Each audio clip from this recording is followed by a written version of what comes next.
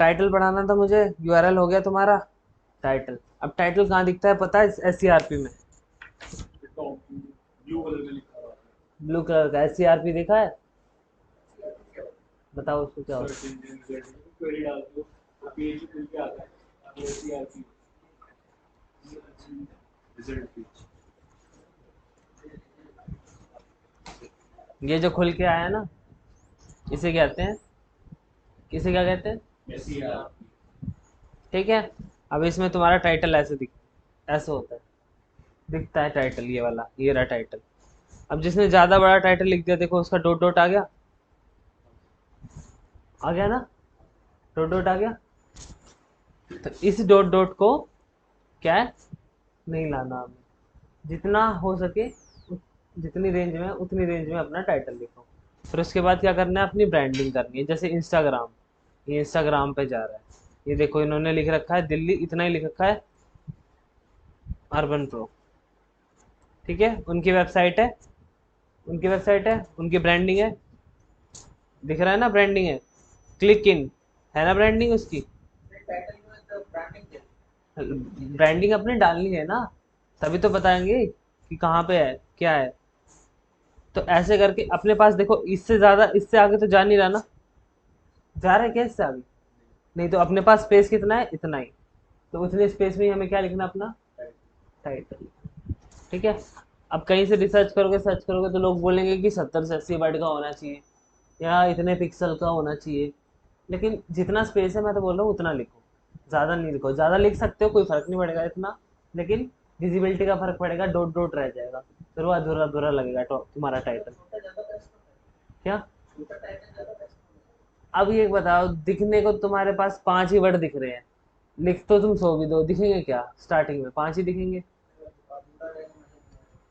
Starting में तो फिर उतने में ही इफेक्टिव बनाओ ना उसको ही, जितना रिसोर्स है उतने को इफेक्टिव बनाओ। तो तुम्हें टाइटल के लिए मैं बता रहा हूँ, एक साइट जाना, to the web.com। कहाँ जाओगे? to the web.com। तो यहाँ पे ऐसे जाओगे, यहाँ पे जाना टूल्स पे, web.com। रिकॉर्ड हो रहा है, टेंशन क्यों ले लो। ठीक है। फिर वहाँ टूल्स में जाके, फिर यहाँ पे आएगा title, test title and meta description, visibility in Google. मैंने क्लिक किया। अब इसके नीचे यहाँ पे देखो, ये पेज टाइटल दिख रहा है। अब मैं अपना कोई टाइटल डालूंगा, तो ये ऊपर दिख रहा है कि टिपिकली डेस्कटॉप रिजल्ट, कि डेस्कटॉप पे कैसा दिखेगा तुम्हारा, और मोबाइल पे कैसे दिखेगा। ठीक है, ऐसे करके। अभी देखो, ग्रीन हो गया, कह रहा है ये टाइटल लेंथ एक्सेप्टेबल है, कि इतनी लेंथ। अब ये लेंथ मेजर कर रहा है, ये टाइटल तो कुछ है नहीं, लेंथ ही मेजर कर रहा है ना अभी बस। ऐसे ही है कि पहले क्या है कि स्पेस जितना है ना, उसके हिसाब से लोगों ने क्राइटेरिया बना दिया, लेंथ बना दिया कि इतने लेंथ में तुम अपना टाइटल लिखो। ठीक है। लेकिन जितना स्पेस है उतना में गूगल ने बोल रखा है, उतने में बेहतरीन लिखो। ठीक है, तो लोगों ने क्या किया, उतना काउंट कर लिया और बता दिया कि 70 से 80 वर्ड में होना चाहिए। अब बोल दिया पिक्सल सिस्टम, कि तुम्हारा इतने पिक्सल में होना चाहिए। जैसे अगर मान लो मैं ज़्यादा कर दूं, तो कह रहा देखो ज़्यादा हो गया ना, तो कह रहा है नहीं, इतना नहीं चलेगा, तुम्हारा 580 पिक्सल तक होना चाहिए। ठीक है, ये कह रहा है 580 पिक्सल तक होना चाहिए। तो डेस्कटॉप में ऐसे दिखेगा, और मोबाइल में ऐसे दिखेगा। सेम वही काम डिस्क्रिप्शन के लिए भी है। अगर मैं लिखूँ डिस्क्रिप्शन, डेस्कटॉप में ऐसे दिख रहा है, मोबाइल में ऐसे दिखेगा। इसकी भी उसने बोली है लिमिट, कि इतने में रखोगे तो अच्छा रहेगा, इससे ज़्यादा रखोगे तो फिर वो डैश डैश हो जाएगा, तो वो इतना विजिबल होगा नहीं। तो कह रहे इतने में ही रखो। उसके बाद क्या करना है, अपना प्राइमरी कीवर्ड डालना है अपने टाइटल के अंदर। उस पेज का प्राइमरी कीवर्ड अपने टाइटल के अंदर डालो। जिस चीज़ के बारे में लोग सर्च कर रहे हैं, उसी का कीवर्ड उसको वहां दिखेगा, तो वो क्लिक भी करेगा ना उसी पे, है ना। तो वो चीज़ डाल ली है। उसके बाद अपना ब्रांड नेम, ब्रांड नेम दिखाया ना मैंने कैसे। यहाँ पे ऐसे जाओगे, तो ब्रांड नेम डालोगे, तो क्या करोगे, यहाँ पे जाना, अपना ब्रांड नेम ऐसे करके हाइफन लगाया, और फिर ब्रांड, ऐसे करके ब्रांड नेम डाल दोगे अपना। ठीक है। तो ब्रांड नेम डाल दोगे, तो वो दिख रहा था ना, जैसे मैंने यहाँ सर्च किया तो ब्रांड नेम दिख रहा है ना, यहाँ पे देखो हाइफन है, उसके बाद हाइफन के बाद आपका ब्रांड नेम दिख रहा है। ठीक है, तो ब्रांड नेम भी डालना है। ब्रांड नेम डाल दोगे, प्राइमरी कीवर्ड डाल दोगे। अब कीवर्ड स्टफ नहीं करने, सोचो कि मैं एक दो कीवर्ड और डाल दूं इसके अंदर।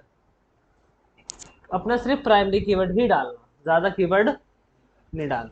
ठीक है, एक कीवर्ड डालना, एक कीवर्ड पे काम करना, प्राइमरी कीवर्ड। ये पता है? बताओ। कैनिबलाइजेशन। यहाँ बताओ क्या होगा।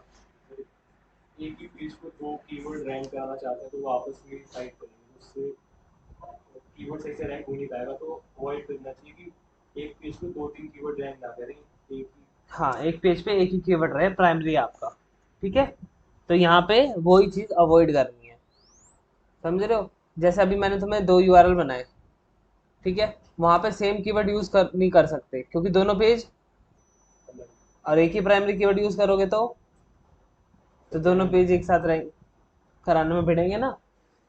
ठीक है, क्रिएटिविटी दिखानी है कि लोगों को अट्रैक्ट कैसे कर सकते हो, अच्छा सा टाइटल दिखा के कि 100% ऑफ कुछ ऐसा करके, ऐसा दिखा के अट्रैक्ट कर सकते हो ना, तो वो तो क्लिक करेगा इस चीज़ पे। तो ऐसे क्रिएटिविटी दिखा के अपना कोई बेहतरीन टाइटल बनाना है। ठीक है, और उसे फिर वर्डप्रेस में डालना है। लॉन्गर टाइटल अवॉइड करने को कह रहा हूँ, अब मना नहीं कर रहा हूँ, लेकिन अवॉइड करने को, क्योंकि वो दिखेगा ही नहीं तो उसका इतना मतलब नहीं है। जब वो क्लिक करके अंदर आएगा यूजर, तब उसका मतलब बनेगा, किसी और टाइटल दिखे वहां, तो फिर तुम कुछ और चीज से भी दिखा सकते हो। टाइटल के नीचे एक और कोई टैगलाइन लिख के वहां पे दिखा सकते हो बड़ी चीज। बाहर तो सिर्फ उतना ही टाइटल दिख रहा है ना, वो भी पेज का टाइटल है वो, हेडिंग कुछ और दिखा सकते हो अंदर की। ठीक है, तो ये सारी चीज करनी है। और कहाँ जाना है चेक करने के लिए? ToTheWeb.com पे। सेम चीज डिस्क्रिप्शन में भी है। प्राइमरी कीवर्ड यूज करोगे, brand name, brand name optional है, ऊपर भी ब्रांड नेम है, नीचे भी है। लेकिन तुम प्राइमरी कीवर्ड यूज करो तो थोड़ा सा LSI करके करना। क्यों? ऊपर भी सेम कीवर्ड रहेगा, नीचे भी सेम कीवर्ड रहेगा, तो कीवर्ड स्टफिंग दिखेगा। LSI यूज करोगे तो थोड़ा अलग दिखेगा, लेकिन मीनिंग सेम रहेगा। ठीक है, कीवर्ड स्टफिंग यहाँ भी नहीं करनी है, कैनिबलिज्म यहाँ भी देखना है, क्रिएटिविटी दिखानी है कि कुछ ऐसा दिखे कि वो लोग अट्रैक्ट हो। और लॉन्गर यहाँ भी अवॉइड करना है, क्योंकि वो डॉट डॉट डॉट में कन्वर्ट हो जाएगा, फिर वो आधा अधूरा ज्ञान रह जाएगा। ठीक है, टाइटल डिस्क्रिप्शन अपने हर एक पेज का बनाओ, फिर उसको कैसे डाल सकते हो वो मैं बताऊंगा। एक बार बना लो, फिर उसके बाद कुछ ज़्यादा बड़ी बात नहीं है, एक योस्ट एसईओ का प्लगइन होगा, वो इंस्टॉल होगा, उसी के अंदर तुम्हें टाइटल, स्लग, डिस्क्रिप्शन तीनों मिल जाएगा, डाल देना वहाँ पे। वो भी सजेशन देगा तुम्हें, एक नीचे लाइन दे देगा जहाँ तक सही रहेगा, तुम्हारा ग्रीन लाइन है तो तुमने बढ़िया टाइटल लिखा है, और वहाँ सजेशन भी देगा, जैसे वो दे रहा था ना सजेशन, ये दे रहा था कि कैसे दिखेगा, वैसे ही वो भी दिखाएगा कि तुम्हारा कैसे दिखेगा। ठीक है, टाइटल वगैरह, तो योस्ट एसईओ से हम वो कर सकते हैं। टाइटल डिस्क्रिप्शन खुद लिखना है, खुद के प्रोडक्ट के बारे में बताना है, तो क्रिएटिविटी बना सकते हो कि कैसे मेरे को बताना है अपने प्रोडक्ट के बारे में, लेकिन लॉन्गर टाइटल अवॉइड करना है। ठीक है, तो टाइटल डिस्क्रिप्शन कर लोगे खुद का, और एक पेज का बनाना है, लेकिन अभी तो पहले एक पेज का स्टार्ट कर लो। उसके बाद तुम्हारा आता है हेडिंग। हेडिंग कितनी हेडिंग होती हैं? S6 तक होती है? क्यों होती है? S6 तक हेडिंग होती है, ठीक है, लेकिन हम बेसिकली फोकस H1 से H3 तक करेंगे। क्यों? क्योंकि वो ज़्यादा विजिबल रहती है H3 से। H4, H5, H6 छोटी छोटी हो जाती है, तो वो ज़्यादा विजिबल नहीं रहेगी। तो बेसिकली यही यूज़ करते हैं, तो इसी पे फोकस करेंगे। तो सबसे पहले H1 होना चाहिए, फिर H2, फिर H3, ऐसा होना चाहिए। मान लो वो डायरेक्टर मैसेज लिख रखा है, वो किस में होगा? H1 में होगा। अगर ये सिर्फ डायरेक्टर मैसेज का पेज हो तो, ठीक है, अगर कहीं और पेज है, किसी और चीज़ का पेज है, उस पे H1 एक ही होगा, तो उसी टॉपिक के बारे में बात होगी बस। अब ये तो है नहीं कि एक पेज पे तुम 4-5 टॉपिक के बारे में बात कर लो। मेन टॉपिक तो एक रहेगा, उसके सब टॉपिक हो सकते हैं। सब टॉपिक हो सकते हैं, मान लो डिजिटल मार्केटिंग, तो मेन तो क्या है, उसके सब टॉपिक्स क्या हो सकते हैं। तो ये रहेंगे H2 में, ठीक है। और मेन टॉपिक रहेगा H1 में। बाकी और सब टॉपिक होंगे तो वो रहेंगे H3 में, ठीक है। तो फोकस किस पे करना है, H1 पे। ज़्यादा अट्रैक्टिव लिखना है उसको भी, यूज़र और सर्च इंजन के अकॉर्डिंग वो बेहतरीन होना चाहिए, कि यूज़र को देखते ही पता लग जाए हाँ इसके ऊपर बात हो रही है। जैसे मान लो तुम लिखते हो दिवाली, दिवाली के बारे में, और नीचे तुम दशहरा के बारे में बता रहे हो, रेलेवेंट है तो रिलेटेड थोड़ा बहुत, लेकिन रेलेवेंट नहीं है ना। दिवाली लिखा है तो दिवाली के बारे में बताओ, फिर वहां पे एक एच टू डाल के दशहरा बताओ, तो रेलिवेंट है ना। आता तो वैसे ही है, मान लो दशहरा हुआ तो फिर उसके बाद दिवाली आएगी, वहां से स्टार्ट करोगे तो, लेकिन दिवाली के बारे में पहले बताना जब तुम दिवाली लिखा है ना। तो उसको ऑप्टिमाइज करना है ताकि यूजर का एक्सपीरियंस अच्छा बना रहे, ठीक है। एक पेज में एक ही हेडिंग होगी। ऐसा नहीं है कि H1 यूज कर रहे हो फिर एकदम से तुमने H3 यूज कर दिया। सीक्वेंस ब्रेक नहीं करना है, H2 यूज करना है। चेक करना है तुम्हें ये चीज हर पेज में। अगर मान लो तुम तो कोड में सही नहीं कर पाओगे, कोड में तो ठीक नहीं कर पाओगे ना चीजों को, तो तुम देखोगे, देखोगे कैसे, कंट्रोल यू करके उसका सोर्स कोड देखोगे, उसमें फाइंड आउट करोगे H1 कितने हैं, H2 कितने हैं, H3 कितने हैं। मान लो H1 यूज हुआ है, सीधा H3 यूज हुआ है, तुम बोलो कि इसको H2 में भी कन्वर्ट कर। सीक्वेंस ब्रेक नहीं करना, ठीक है। अब ये तो मैंने बता दिया। अब उसके अंदर भी तुम अपना क्या डालोगे, H1 के अंदर 3 जगह तुम्हारे प्राइमरी कीवर्ड तो आने ही आने चाहिए। किसमें, टाइटल, डिस्क्रिप्शन और H1 में 3 जगह आएंगे। क्लियर, ठीक है। टाइटल में कोई दिक्कत, डिस्क्रिप्शन में, हेडिंग में नहीं ना, पक्का। कुछ पूछना तो अभी पूछ लो, कोई डाउट हो तो। चलो फिर आगे चलो। अब आता है मेटा कीवर्ड्स। मैंने बताया था मेटा कीवर्ड्स कहाँ होते हैं, हेड में होते हैं, हेड में होते हैं मेटा कीवर्ड्स। अब कुछ लोग कहते हैं कि ये यूजफुल नहीं है, गूगल मानता नहीं। कुछ लोग कहते हैं ये गूगल मानता है, चल रहे हैं। इसी बीच में फिस जाते हो, करें या ना करें। अब ये बताओ, इसको लगाने में पैसे लगेंगे, खुद जा रहा है तुम्हारा, कीवर्ड ऑलरेडी रिसर्च कर रखे हैं, कीवर्ड इसमें डाल दोगे तो बस फिर कुछ जब हमारा जा नहीं रहा, क्या पता एक फैक्टर और मैच हो जाए और अपनी रैंकिंग थोड़ी सी भी ऊपर हो जाए, तो कर देते हैं इसको भी, क्या जा रहा है। कोई लोग कहे या ना कहे, हम तो कर देते हैं ना, है ना। कुछ जा तो रहा नहीं अपने इसमें, बस फिर। तो कीवर्ड्स कैसे डाल दोगे, जो कीवर्ड सर्च किए हैं वो डायरेक्ट यहाँ पे पुट कर दोगे, स्पेस दे के, एक कीवर्ड स्पेस दिया फिर दूसरा कीवर्ड पुट कर दिया, ठीक है। अब बात ये आती है तुम्हारे एंकर टैग की। एंकर टैग पता है, लिंक लगा, लिंक लगाते हैं। कैसे एंकर टैग लिखा जाता है पता है, पता है सबको। एंकर टैग लिखना बताया नहीं मैंने, वहां भी दिख रहा है सामने तुम्हारे एंकर टैग कैसे लिखा हुआ है। इसके अंदर लिंक लगाना है, लगा सकते हो। ये एंकर टैग का सीक्वेंस याद रखना पड़ेगा तुम्हें, उसको बीच में एल आई है ना वो छोड़ दो, उसकी एल आई छोड़ दो। एंकर टैग, क्योंकि कभी ब्लॉग पोस्ट करोगे वहां पे तुम्हें ये लिखना पड़ेगा लिंक लगाने के लिए, कि एंकर टैग ये वो। तो फिर ये याद रहना चाहिए कि कैसे एंकर टैग हम लगाते हैं। नहीं याद रहेगा तो कैसे लिखोगे बताओ, नहीं याद रहेगा तो सर्च करके लिखोगे कि एंकर टैग कैसे लिखते हैं, फिर उसका कोड उठाओगे, फिर जाके लिखोगे, है ना। लेकिन कहीं गड़बड़ होगी तो उसको ठीक कर पाओगे, अगर याद नहीं रहा तो फिर दोबारा देखोगे, मैच करोगे, अरे रे रे अच्छा ये गलती है, तो वहाँ टाइम वेस्ट हो जाएगा। इससे बढ़िया थोड़ा सा याद कर लो क्योंकि काम आएगा। तो इसके बीच में जो हम लिखते हैं वहां पे यूआरएल डाल URL डालते हैं, आरएल जो बीच में लिखते हैं उस पे क्या लगता है, लिंक लगता है। और जो href equal to double quote के बीच में लिखते हैं वो आपका URL होता है। ठीक है।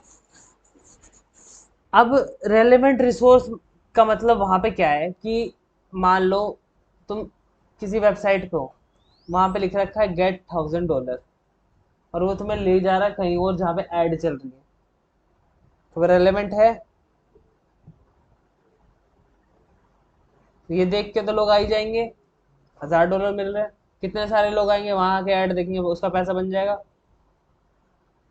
लेकिन रेलेवेंट तो नहीं है, तो ये किस चीज में आएगी, स्पैमिंग में आएगी ये चीज। तो इससे क्या होगी तुम्हारी साइट, हाँ, तो जेन्युइन लिंक लगाने हैं, जो बता रखा है उसी जगह वो पहुंचना चाहिए।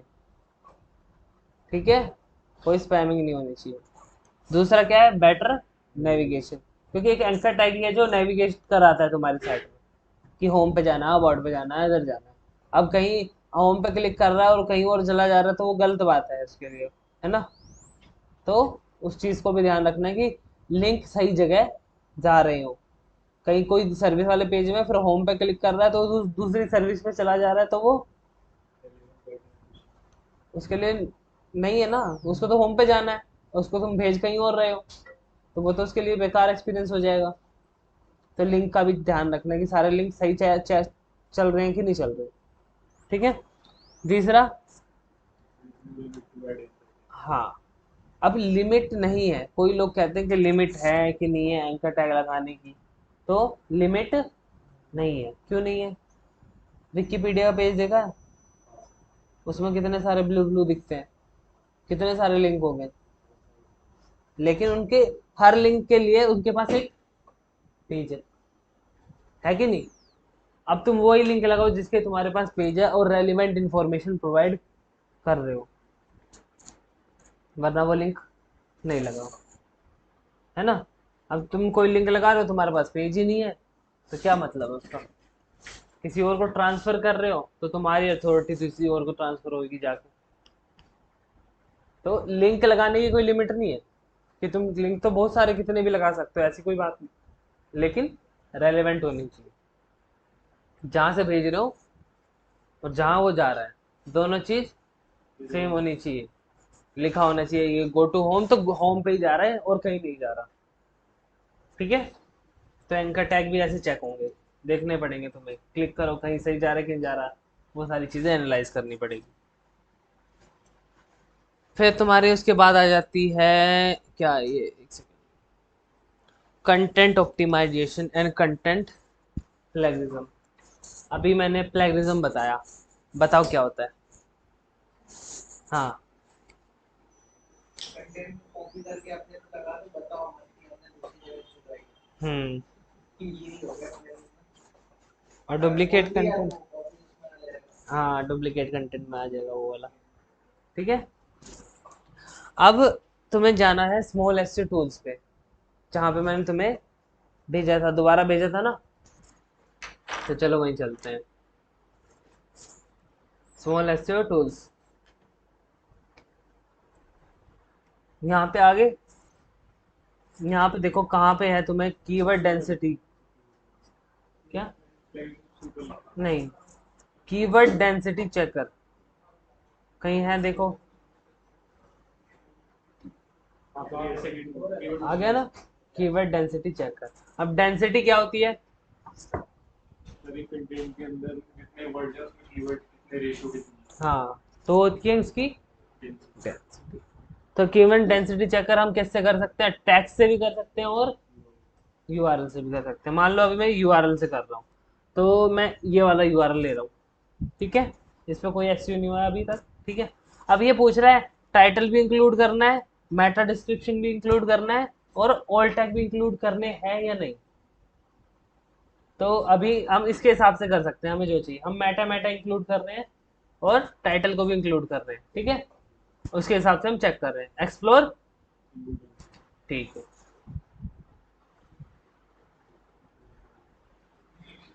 कीवर्ड डेंसिटी हमने चेक की, ठीक है। कह रहा है लोड टाइम तुम्हारी साइट का इतना था, 1.45 सेकंड में लोड हो गई थी। टोटल कीवर्ड्स 300 को उसने काउंट किए, ठीक है। अब यहाँ पे दिखा रहा है डिजिटल मार्केटिंग जो तुम्हारा कीवर्ड है वो उसकी फ्रीक्वेंसी कितनी है, 23। टाइटल में है, डिस्क्रिप्शन में नहीं है, लेकिन हेडिंग में है। एच मतलब हेडिंग, और स्टार मतलब 1 से लेकर 6 तक हो सकती है, तो उसके अंदर है।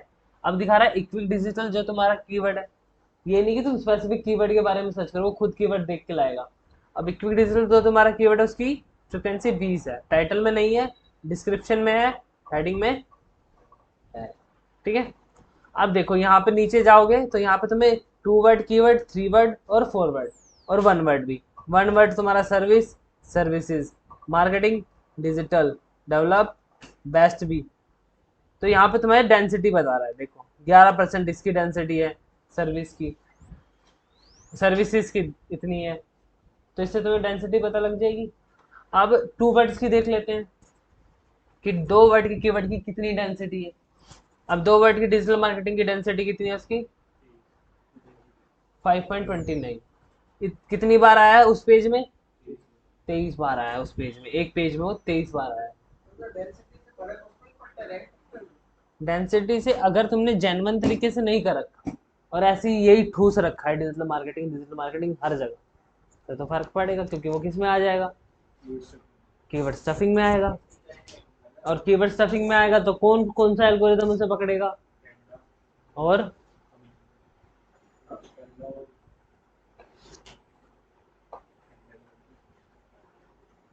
पेंगुइन, है ना, पकड़ेगा, ठीक है। अब ऐसे ही करके 2 टाइप के कीवर्ड देखो, 3 टाइप के भी कीवर्ड देख सकते हो। डिजिटल मार्केटिंग कंपनी कितनी बार आ रहा है, 12 बार, डेंसिटी क्या हो जाएगी उसकी, ठीक है। ऐसे ये आपको बता देगा, ठीक है। अब हम यहाँ से डेंसिटी चेक कर सकते हैं, प्लेगरिज्म भी चेक कर सकते हैं अपने कंटेंट का कि यूनिक है या नहीं है, ठीक है। प्लेगरिज्म चेक हो जाएगा, कीवर्ड की डेंसिटी भी चेक हो जाएगी। चलो, तो कीवर्ड की डेंसिटी चेक कर लोगे पहली चीज तो अपने कंटेंट की कि अच्छा है कि नहीं, कंटेंट पता लग जाएगा। डेंसिटी ज़्यादा हो गई तो भी दिक्कत है, कम होगी तो भी दिक्कत है, क्यों, रैंकिंग नहीं आएगी, है ना। तो नेचुरली होनी चाहिए डेंसिटी, जहाँ डिजिटल मार्केटिंग लिखने की ज़रूरत है वहाँ होना चाहिए, जहाँ नहीं है वहाँ नहीं होना चाहिए। ओवर कीवर्ड स्टफिंग नहीं होनी चाहिए। कोई स्टैंडर्ड रूल नहीं बना है डेंसिटी का कि कितनी होनी चाहिए कितनी नहीं होनी चाहिए। अब विकीपीडिया के पेज में मान लो एक चीज़ के बारे में टॉपिक में बार बार बात हो रही है, वो वर्ड बताना ही पड़ रहा है, तो वो बार बार आ रहा है, लेकिन डेंसिटी डेंसिटी बढ़ रही है, लेकिन चाहिए ना वो वर्ड, तो चाहिए, क्योंकि वहाँ बिना वर्ड उसके मीनिंग नहीं बनेगा, तो वो वर्ड चाहिए, तो इसे गूगल नहीं कह सकता कि तुमने कीवर्ड स्टफ किया है, ठीक है। तो नेचुरली होना चाहिए। उसके बाद वही बात है, नेचुरल करो, ओवर स्टफ मत करो, फोकस करो कि कंटेंट पे, कि इंफॉर्मेशन अच्छी प्रोवाइड करो, तुम्हारा कंटेंट अपने आप ही बेहतरीन हो जाएगा। फोकस उस पर करो, अच्छी इंफॉर्मेशन प्रोवाइड कराओ, ना कि सिर्फ गूगल के लिए कंटेंट लिखो, ठीक है। अब जो बात आई है प्लेगरिज्म की, प्लेगरिज्म चेक करना बताया मैंने, कैसे कर सकते हो, वहाँ जाओगे चेक कर लोगे अपनी साइट का प्लेगरिज्म, ठीक है। डेंसिटी चेक करके कीवर्ड की डेंसिटी पता कर लोगे, और फिर बचा क्या उसमें कंटेंट में ऑप्टिमाइज करने के लिए, और बताओ। अब जो अपडेट आ रहे हैं, अपडेट किसी ने पढ़ा है, बस बस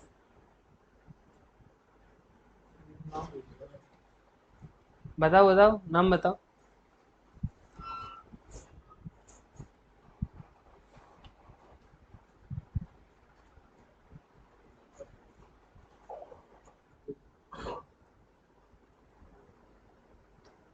एक और आ गया, तभी मैं कह रहा हूँ रोज देखना पड़ता है ना। आगे ना एक और, तुमने पढ़ा, नहीं पढ़ा, है ना। क्यों बोल रहा था मैं कि पढ़ते रहना, गूगल काम तो रोज कर रहा है, लेकिन जो इम्पोर्टेंट अपडेट्स हैं वही बताता है, छोटी मोटी चीजें नहीं बताता है, लेकिन छोटी मोटी चीज़ों से भी रैंकिंग पर फर्क पड़ता है, लेकिन वो बताता नहीं है। अब गूगल सिंपली कह रहा है सुधर जाओ, अपने किस पे काम करो, लोगों को अच्छी इंफॉर्मेशन प्रोवाइड कराने पे, ना कि मेरे लिए काम करो एसईओ करने के लिए। ये भी नहीं कह रहा कि पूरा छोड़ दो एसईओ करना, नहीं करना है, लेकिन सिर्फ मेरे लिए नहीं करना, लोगों को बताने के लिए इन्फॉर्मेशन लिखो जो तुम्हारा कंटेंट होगा। ठीक है,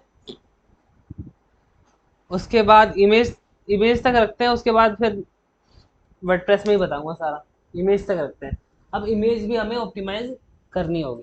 ऑल टैग बताया था, क्यों लगाते हैं ऑल टैग? इमेज का सोच बताने के लिए, उन्हीं इमेज बताने के लिए अगर कि किसी यहाँ से पे अच्छा, अगर इमेज नहीं मिली तो नो इमेज फाउंड लिखा है कुछ लिखा आ जाए वहां पे। ठीक है, तो वो किस लिए होता है? अगर इमेज नहीं आती और वो ऑल टैग नहीं लगा होता तो वहाँ एरिया ब्लैंक हो जाएगा, वहाँ कुछ मिलेगा ही नहीं। अब चलो ये हमारे लिए है, ठीक है।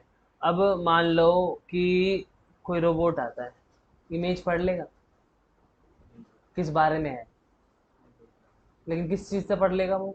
ऑल टेक्स्ट ऑल टैग से पढ़ लेगा किस बारे में? इमेज के बारे में। हाँ, ऑल टैग से पढ़ लेगा ना, वरना क्या देखेगा, इमेज है लेकिन पता नहीं क्या है, तो उसको रैंक करेगा इमेज को? क्योंकि इमेज भी तो रैंक होती है, किसी नाम से तो रैंक होगी, कभी इमेज रैंक करेगा तो किसी नाम से भी तो करेगा, है ना?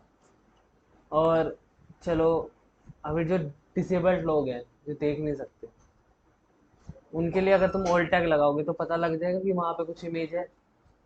डिसेबल्ड लोग कैसे पता करेंगे वेबसाइट में कि इमेज है? सर्च करके जब मुझे सॉफ्टवेयर को टच करके पता लगा। टच करके। सॉफ्टवेयर बने होते हैं जो स्क्रीन को रीड करते हैं, स्क्रीन रीड करते हैं स्क्रीन को।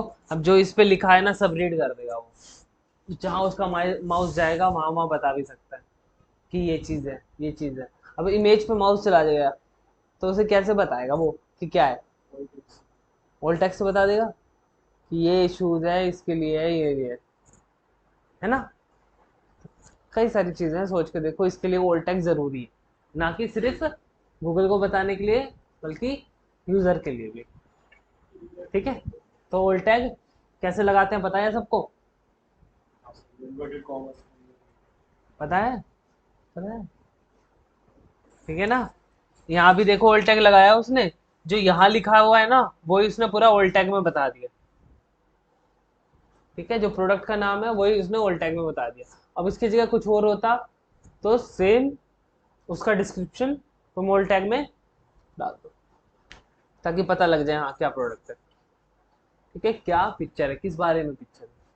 ठीक है, क्लियर ऑल टैग का। अब तुम्हें काम क्या करना है, यहाँ तक सब क्लियर करके लाना है। फिर तुम्हें वर्डप्रेस में ले जाऊंगा, सारी चीज़ें बताऊंगा कि कैसे कैसे ऑप्टिमाइज कर जाएंगी, कैसे कैसे इमेज को सही करना है। ठीक है,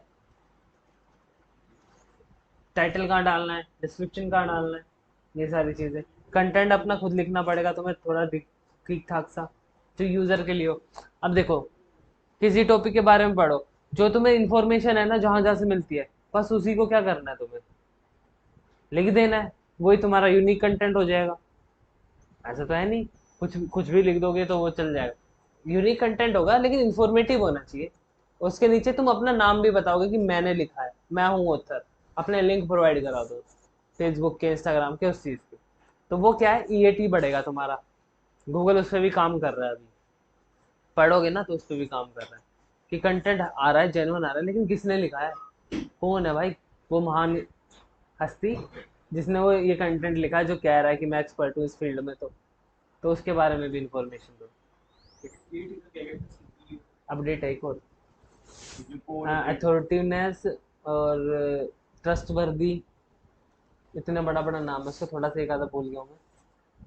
ऑडियंस, अथॉरिटीवनेस और ट्रस्टवर्दी, कुछ ऐसा है।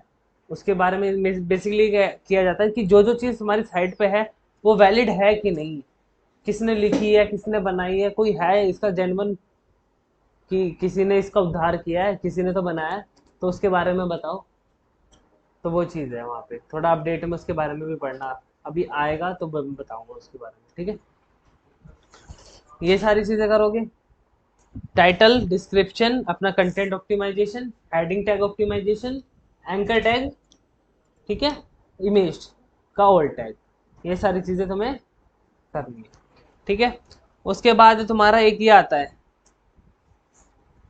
Keyword cannibalisation. इसको कैसे रोक सकते हैं? इसको रोकने का तरीका इस बॉक्स के पीछे है, ठीक है। तो तुम सोच के आना, फिर नेक्स्ट क्लास में बताऊंगा इस बॉक्स को हटाएंगे कि क्या तरीका है। और वो तरीका तुम्हें पता है और मैं बता भी चुका हूँ और पढ़ा भी चुका हूँ कि कीवर्ड कैनिबलाइजेशन अगर तुम्हें समझ में आता है तो कौन सा ऐसा तरीका है जिससे हमें पता लग जाएगा कि वो कीवर्ड बार बार यूज हो रहा है।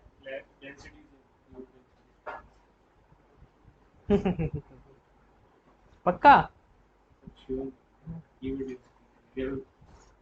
ढूंढ के आओ कौन सा ऐसा तरीका है, फिर इस बॉक्स को फिर मैं हटाऊंगा, फिर पता लग जाएगा तुम्हें, ठीक है ना। सारी चीज मैं थोड़ी बता दूंगा, खुद तो करोगे कुछ ना कुछ। फिर आगे है क्या है तुम्हारा, ब्लैंक एग्जाम। अब मैंने इसको ब्लैंक क्यों रखा है?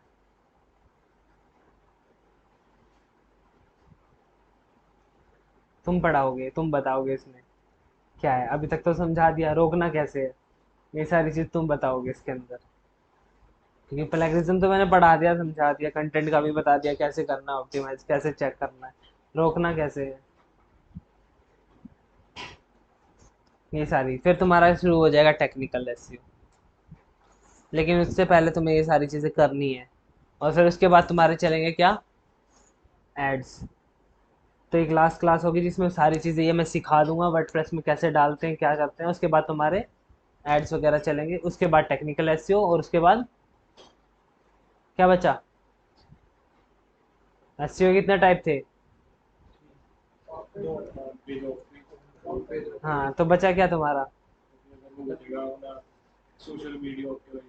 वो तो चल जाएगा मंडे से, ट्यूसडे से मतलब। उसके बाद मैं टेक्निकल पढ़ाऊंगा खत्म होने के बाद। फिर उसके बाद क्या बचेगा? अभी क्या चल रहा था तुम्हारा? लास्ट बचेगा तुम्हारा ऑफ पेज, अभी चल रहा है तुम्हारा ऑन पेज। साइट पे ही तो काम कर रहे हैं अभी, तो ऑन पेज हुआ ना। ऑफ पेज वाला दूसरी दूसरी वेबसाइट तुम्हें ढूंढनी पड़ेगी, वहां जाके फॉर्म सबमिट करने पड़ेंगे, लिंक बनाने पड़ेंगे, आर्टिकल भरने पड़ेंगे, कहीं पीडीएफ हो तो पीडीएफ बनानी पड़ेगी, कहीं प्रेजेंटेशन हो तो वो बनाना पड़ेगा। बेसिकली अपनी ब्रांडिंग करनी पड़ेगी दूसरों के घरों घरों में जाके, ताकि जहाँ पे जिसके पास बढ़िया ट्रैफिक है उससे रीडायरेक्ट होके हमारे पास भी आ जाए, समझे। तो अभी क्या करो, टाइटल बनाओ अपना, डिस्क्रिप्शन बनाओ अपना, ठीक है, पेज के लिए, ताकि तुम्हारे पास कल को तैयार हो और मैं सीधा डलवाऊं कि कल को सर अरे बनाना रह गया, सर बना रहे हो, फिर सर बताओ डालना बता दो। कल मैं सीधा बताऊंगा कि वर्डप्रेस में किसी पेज में टाइटल और डिस्क्रिप्शन और स्लग कैसे डालेंगे, ठीक है। यूआरएल भी बनाया ना मैंने, उसका भी स्लग बनाओगे ना, ठीक है। तो अभी अपना हर एक पेज का बना लो टाइटल और डिस्क्रिप्शन, बनाओ फटाफट, फिर तुम्हें उसका वो भी दूंगा। अभी यहीं तक स्टॉप कर दूं रिकॉर्डिंग?